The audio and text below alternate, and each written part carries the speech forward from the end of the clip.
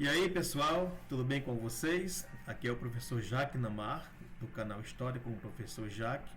E seguimos com mais um vídeo sobre a nossa playlist que iniciamos há algumas semanas sobre a evolução humana, Então seguimos com os conteúdos relacionados a esse tema de estudos tão interessante. Dessa vez iniciando um tema de discussão bem pertinente, que é as origens do nosso comportamento social. Então nós vamos refletir um pouco sobre como o ser humano estruturou relações sociais tão complexas e que carregam desde a pré-história, desde tempos muito remotos, algumas características, alguns aspectos que, por incrível que pareça, persistem até hoje. Então nós vamos analisar como, a partir do surgimento do gênero Homo, certas formas de sociabilidade, certas formas de interação entre indivíduos machos, entre machos e fêmeas, entre outros aspectos comportamentais, como isso começou a se estruturar, isso mais ou menos há 2 milhões de anos atrás. Então, olha que coisa interessante, Como será que é possível saber disso? Como nós podemos afirmar que certas características comportamentais dos seres humanos do nosso tempo começaram a ser gestadas há 2 milhões de anos atrás? Parece algo absurdo, Parece algo até improvável de se saber. Porém, com a ciência, com a pesquisa séria e o levantamento de fontes, na verdade isso é perfeitamente possível. E é o que nós vamos discutir nesse vídeo de hoje. Para que isso aconteça, gente, nós temos que inicialmente discutir um conceito que é muito caro aos estudiosos da evolução humana, que é o conceito de análise filogenética. A gente está falando de um conjunto de métodos científicos que são usados para se mensurar, se analisar as relações evolutivas entre diferentes espécies. Então, o que acontece? Desde o ser vivo mais remoto até as espécies atuais, um conjunto de características vão meio que sendo retransmitidas entre diferentes espécies. E quanto mais próxima for a relação entre determinadas classes de seres vivos e gêneros de seres vivos, mais identificáveis são essas características. No caso dos seres humanos, a gente já tem dito isso algumas vezes aqui nos vídeos dessa playlist, nós jamais devemos esquecer que nós somos primatas. Então, o fato de sermos primatas indica que nós temos uma ancestralidade partilhada entre outros primatas. Então, tanto os macacos arbóreos, quanto os grandes símios terrestres, como chimpanzés, bonobos, babuínos e gorilas, e também orangotangos, partilham certas características que derivam de ancestrais comuns de muito tempo atrás. E, graças a essa compreensão, nós podemos aplicar métodos científicos para construir uma análise filogenética. Então, olha só que coisa pertinente.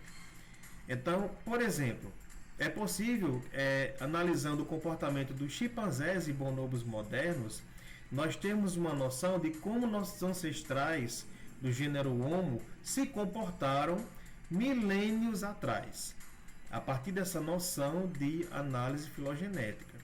Por quê? Porque, como nós já devemos recordar, tanto seres humanos atuais quanto primatas como chimpanzés e bonobos e gorilas, partilharam um ancestral comum há cerca de 7 milhões de anos atrás.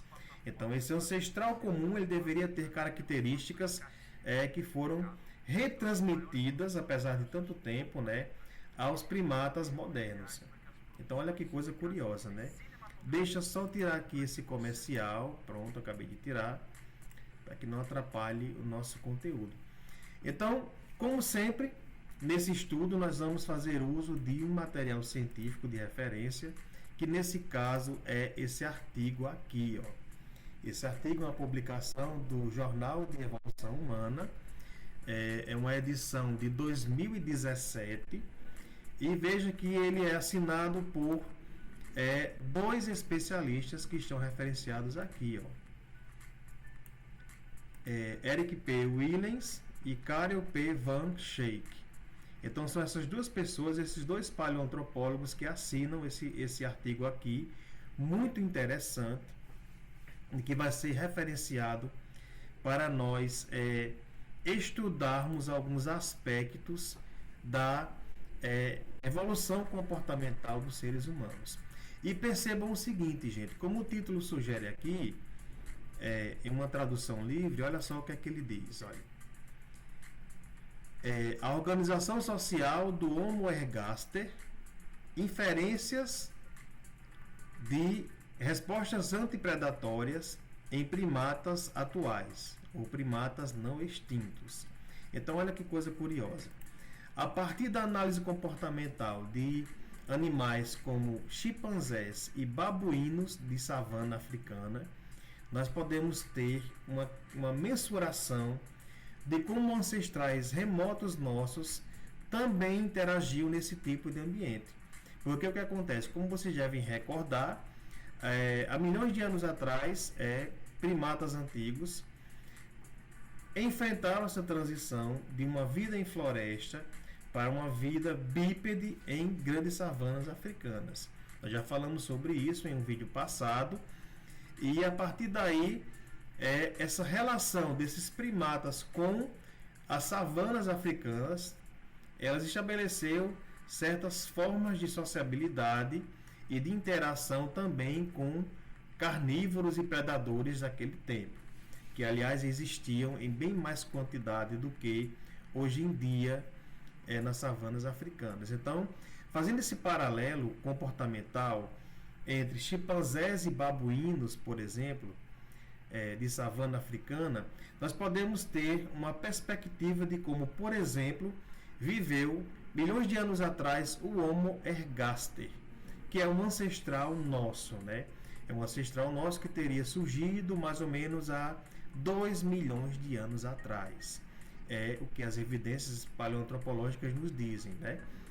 Um aspecto que eu tenho que chamar a atenção de vocês, quando falamos de Homo ergaster, é que normalmente é como essa espécie é classificada no continente africano. A partir do momento que linhagens dela se dirigem principalmente para o continente asiático atual, alguns especialistas tendem a chamá-lo de Homo erectus. Eu, particularmente, faço parte de uma corrente de estudiosos que, na verdade, tendem a identificar nessa espécie, tendem a classificá-la como Homo erectus stricto sensu. Tá? Então, eu vou fazer uso da expressão Homo ergaster, mas, do meu ponto de vista, enquanto estudioso da evolução humana, para mim seriam linhagens de Homo erectus que viveram tanto na África quanto se deslocaram algum tempo depois para o continente asiático. Mas vejam só que interessante. Nós vamos passar agora para um artigo muito legal que está nesse site aqui, que é um site da Universidade de Barcelona, onde justamente ele nos mostra como é possível estudar, refletir sobre o comportamento social de hominídeos antigos de savana a partir, por exemplo, do estudo de chimpanzés que vivem em savanas. Então, o que acontece? Nós sabemos que muitos grupos de chimpanzés africanos tendem a viver em florestas. Porém, uma parcela de chimpanzés africanos também tendem a viver em savanas. Eles conseguem prosperar e viver nesses ambientes diferenciados, tá? E é isso que esse artigo diz aqui. Ele é um artigo em espanhol, eu solicitei uma tradução do Google Tradutor, mas só essa primeira chamada aqui vai nos dar uma dimensão do que eu quero dizer. Ó. Então, em uma leitura da primeira linha do artigo, nós vamos ler o seguinte. Ó. Para prosperar, a maioria dos grandes primatas precisa de florestas exuberantes na África, caso dos bonobos, chimpanzés e gorilas, ou no sudeste asiático com os orangotangos. Exceto alguns grupos de chimpanzés que vivem em savanas, habitats caracterizados por altas temperaturas e chuvas sazonais muito baixas. Então, nesse artigo aqui, da professora Adriana Hernandes, vejam que ela é cátedra em Serra Hunter, na Faculdade de Psicologia da Universidade de Barcelona. Ela analisa como é possível fazer inferências entre hominídeos antigos e primatas atuais como os chimpanzés e os babuínos do nosso tempo, porque são seres vivos que viveram e vivem num contexto similar, né? Ou seja, nas savanas africanas. Aí, pessoal, ao longo desse vídeo aqui, eu vou ler para vocês alguns fragmentos que eu coletei desse artigo aqui, ó. Então, é um artigo que está em inglês, mas eu acabei fazendo algumas traduções de pequenos fragmentos que eu recortei dele, para que a gente possa entender do que é que eu estou falando, tá bom? Então, é um artigo bem interessante e que com certeza vale a pena a gente buscar ter acesso a ele. Vejam que aqui embaixo até aparecem algumas áreas que eu destaquei ao longo da minha leitura do artigo, né? Mas começando a nossa discussão sobre esse assunto, eu vou colocar aqui uma primeira citação que eu extraí desse artigo aí, tá bom? Então vejam que ela diz o seguinte: tanto na anatomia quanto na arqueologia, deixam poucas dúvidas de que, por volta de 2 milhões de anos atrás, o Homo ergaster, mas em outros estudos também o Homo erectus, sensu stricto, passava uma proporção considerável de seu tempo em terrenos abertos, dominados por pastagens, onde se dedicava rotineiramente à carnivoria. Essa carne era provavelmente adquirida por uma combinação de coleta de carcaças em confronto e caça ativa em emboscadas, ambos posteriormente reforçadas por corrida de resistência. Então, o que é que acontece, gente? Essas precursoras comunidades hominíneas de Homo ergaster ou Homo erectus, como inclusive eu prefiro chamar assim, a partir do momento que elas se estabeleceram em savanas africanas, elas tiveram que resistir a ataques de predadores. Então, animais que hoje em dia estão extintos lá no continente africano, mas que conviveram com esses hominídeos aí. Que animais seriam esses? Tigres, dentes de sabre, leões da montanha, hienas gigantes, entre outros animais que eram potencialmente letais, mesmo para hominídeos, né? Que inclusive nesse contexto aí que a gente está falando, né? No contexto das linhagens de Homo erectus, já eram hominídeos que dominavam ferramentas, armas, inclusive eles desenvolveram um tipo de tecnologia de confecção de ferramentas cortantes, que foi a arte axelense, tá? Que é um estilo onde eles confeccionavam pontas cortantes e machados bifaciais. Isso a partir de um lascamento muito preciso, tá? Então essa técnica chamada axelense, ela foi muito inovadora para a época e representa um grande avanço técnico na confecção de ferramentas entre hominídeos antigos.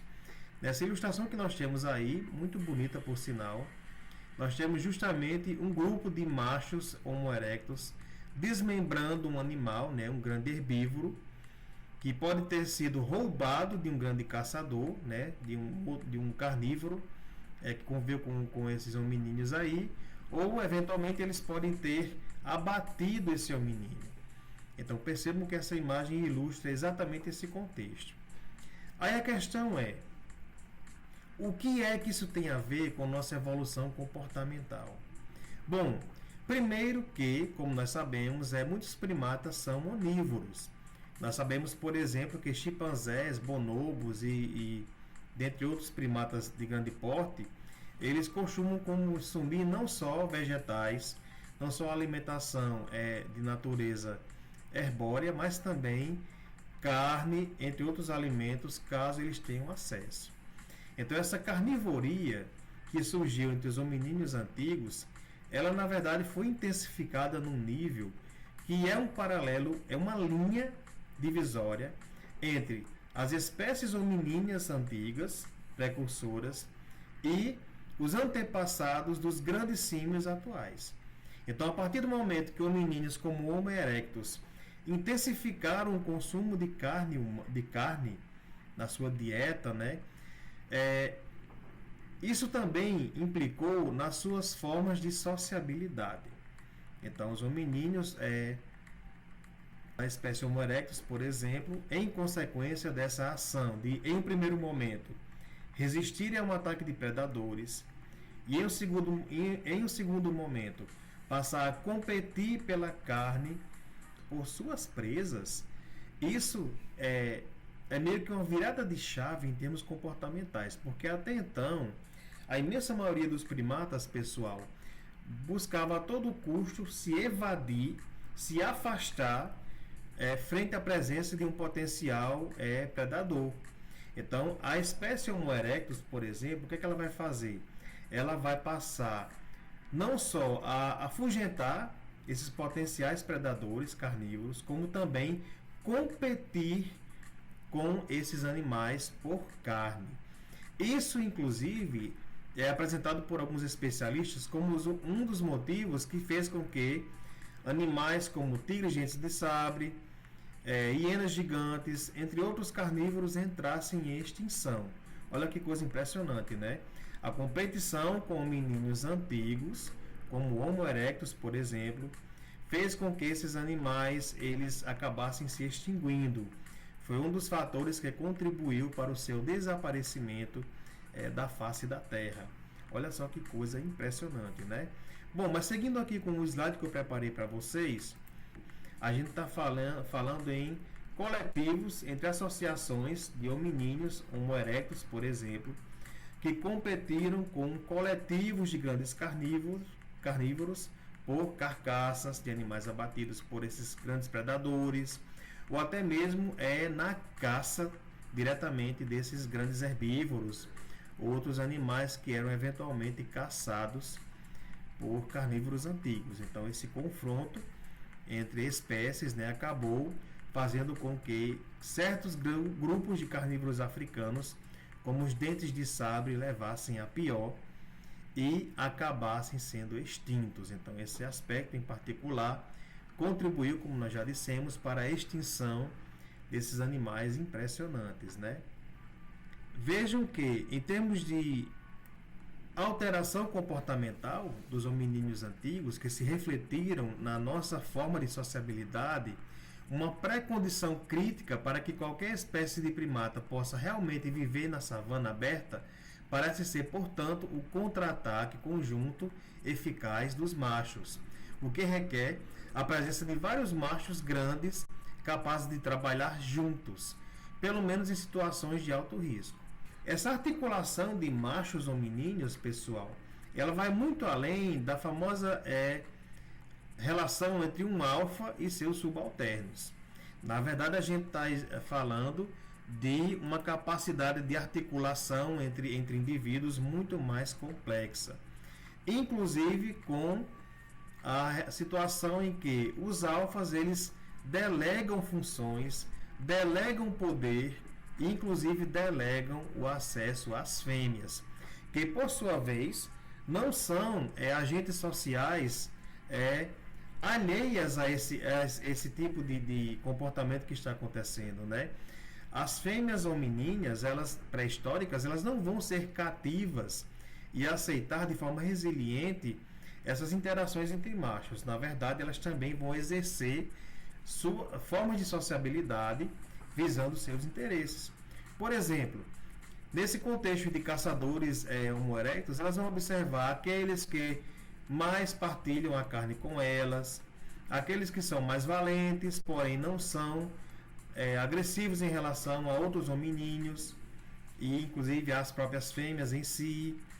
E a partir daí vão identificar nesses indivíduos potenciais machos para acasalamento. Esses machos também, por outro lado, eles vão concordar em inserir-se em uma atividade potencialmente letal, que é você caçar animais de grande porte, competir com grandes carnívoros por carne, o que podia ser potencialmente mortífero, né?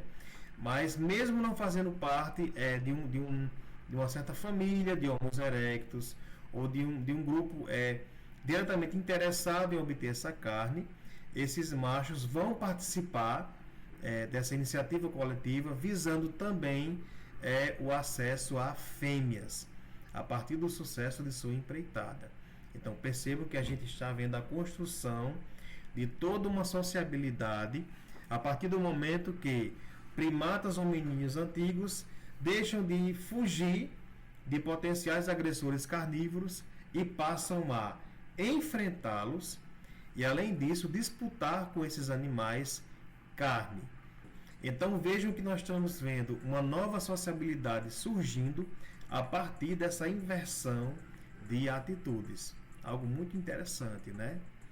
Mas seguindo aqui com o nosso recorte de fragmentos do texto, vamos lá. Em primeiro lugar, os machos podem obter benefícios indiretos de aptidão ao defender parentes, ou seja, sua provável prole. Em segundo lugar, como nós dissemos, né, as preferências femininas por machos vigilantes e protetores podem resultar em benefícios diretos de aptidão por meio de maior acesso ao acasalamento.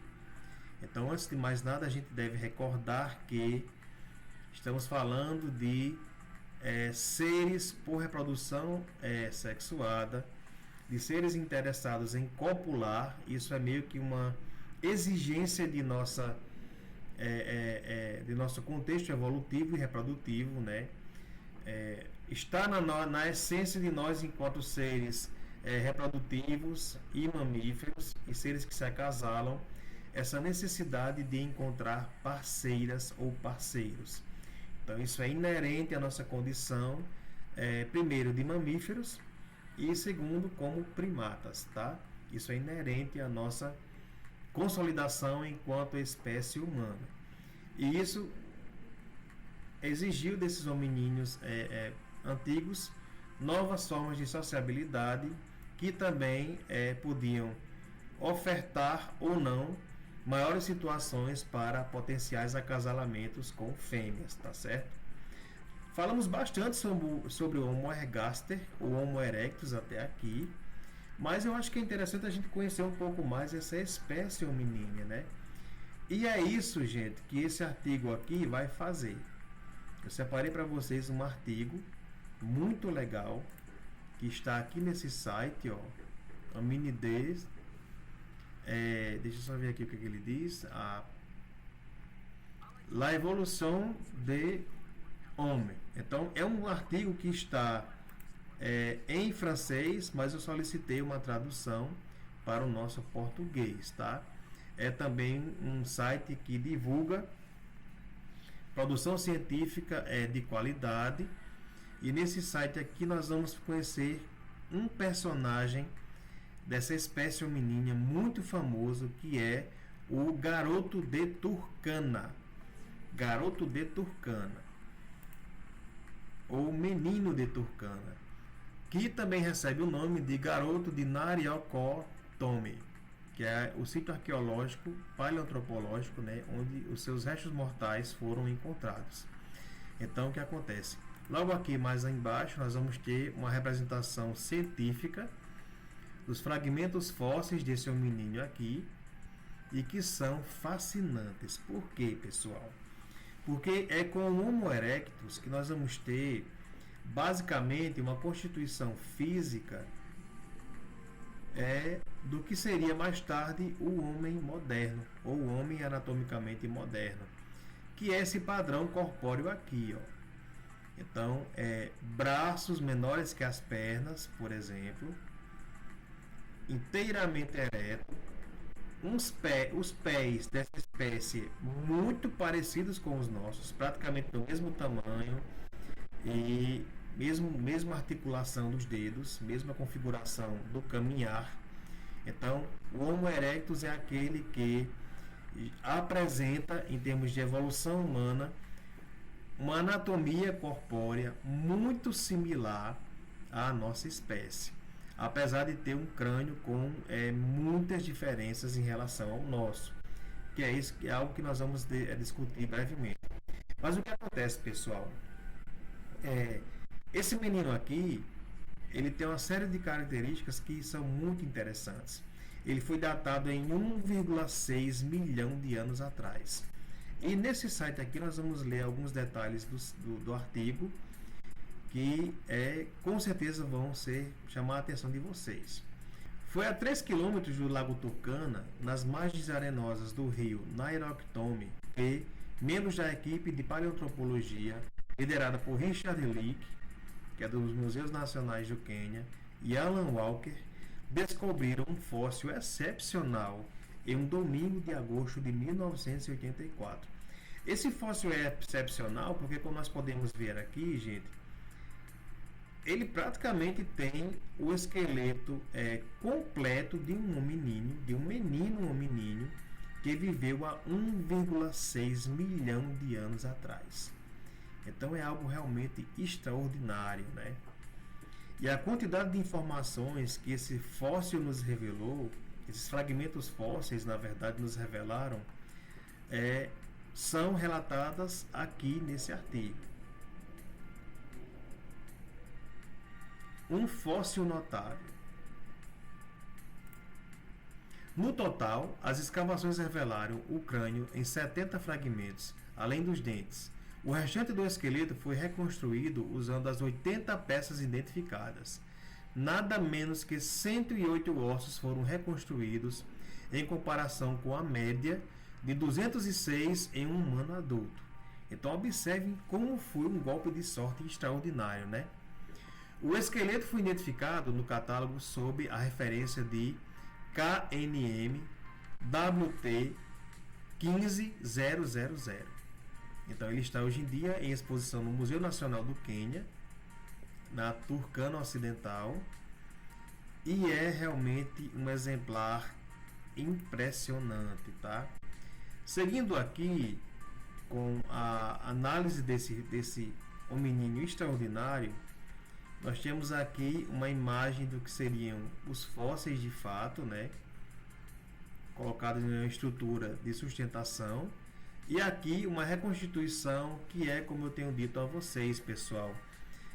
Reconstituições como essa me fazem ter muito cuidado quando nós falamos de representação do ser humano antigo, porque em muitos casos elas adquirem até uma conotação anedótica. Eu particularmente achei uma representação muito tosca de como teria sido esse menino, e nós vamos entender mais o porquê disso já já. Mas é sempre complicado você se servir de representações de hominídeos antigos, porque, antes de tudo, esse anatomista que pretende representar um ser vivo ou um hominídeo que viveu há muito tempo atrás, ele tem que ser um exímio artista. Não basta apenas ele conhecer os pormenores das articulações, da sobreposição de tecidos, ele também tem que ter sensibilidade artística.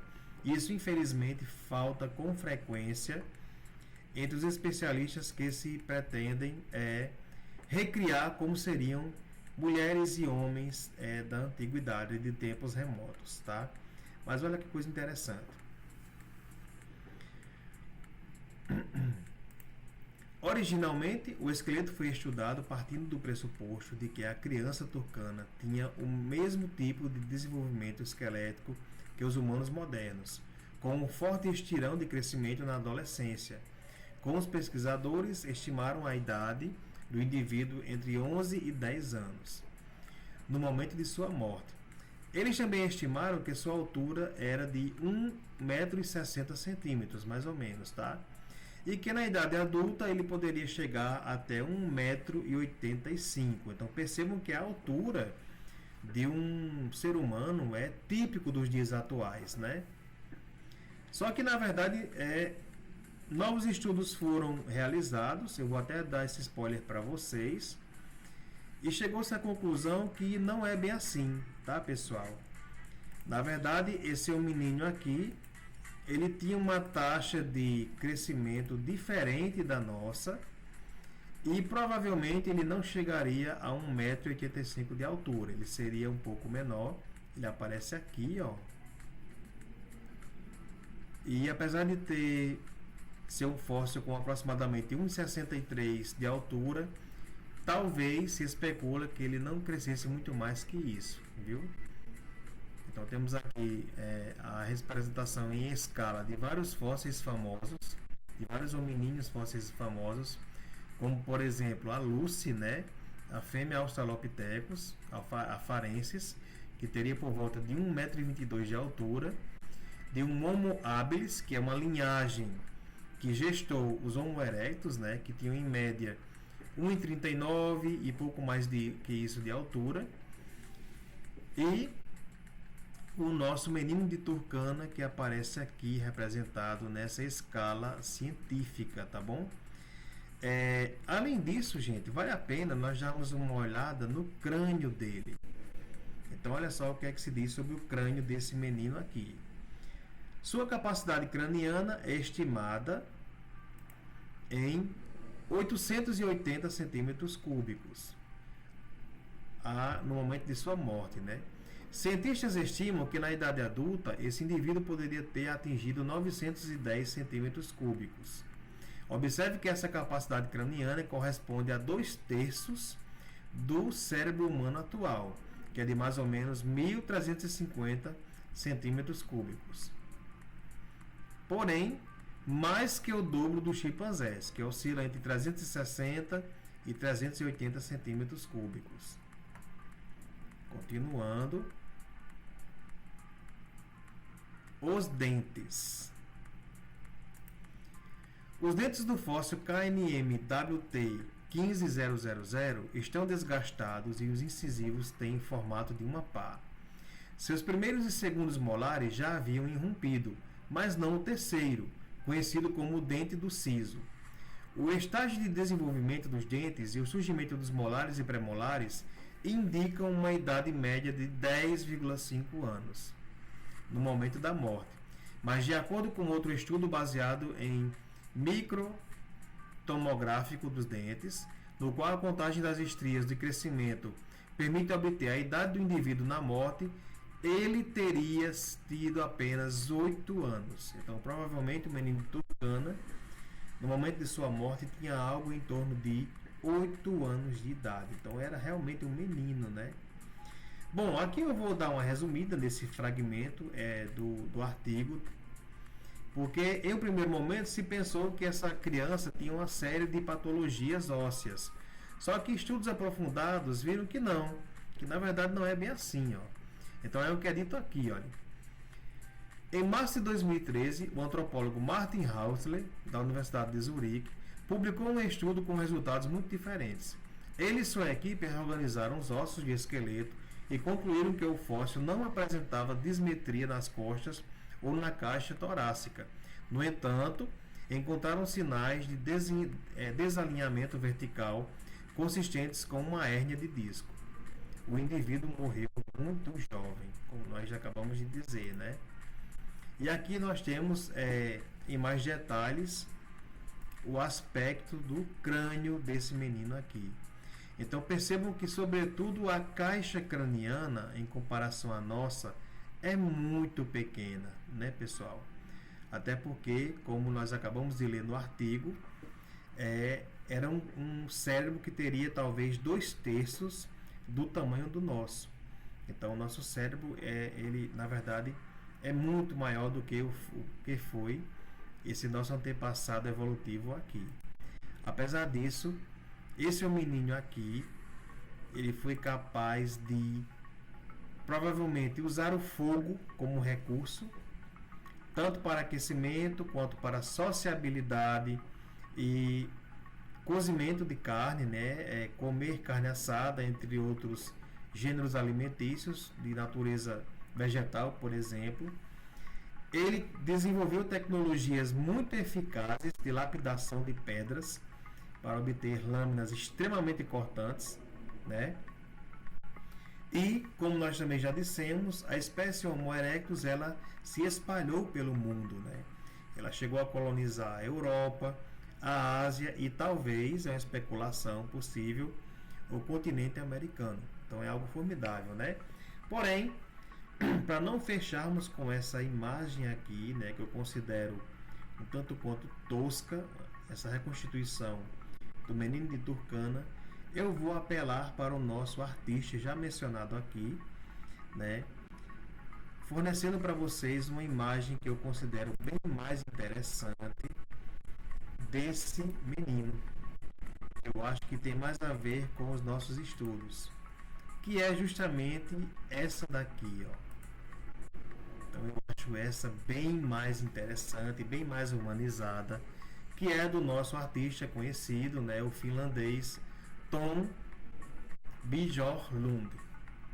Então, como nós já temos referenciado ele aqui em alguns vídeos, né, do canal, ele tem, além de uma conta no Instagram, outra no Facebook. Essa eu observei que está um pouco mais inativa, mas tem muito material. Vale a pena segui-lo também no Facebook, né? E nessa representação extremamente realista e humanizada, né, do que seria um menino Homo erectus, nós podemos ter uma dimensão de que, na verdade, esses hominíneos eles tinham muito mais proximidade com a gente do que com primatas antigos ou mesmo criaturas próximas dos macacos modernos. Eu acho que ele consegue justamente nos transmitir essa herança evolutiva, né? Essa conexão com hominíneos que viveram muito mais tempo que a gente, mas que eram também seres humanos.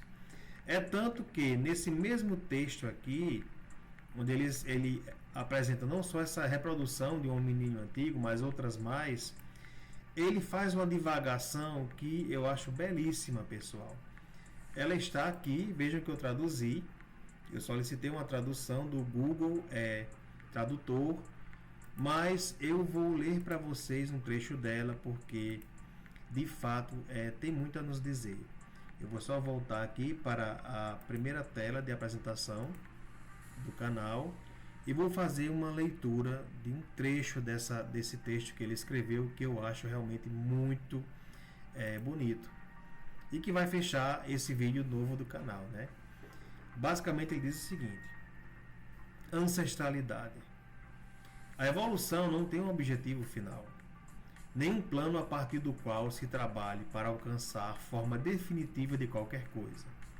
A evolução pensa a curto prazo, simplesmente ajudando uma espécie a sobreviver nas condições atuais. Portanto, nossos ancestrais não eram pessoas em construção. Eles não estavam inacabados.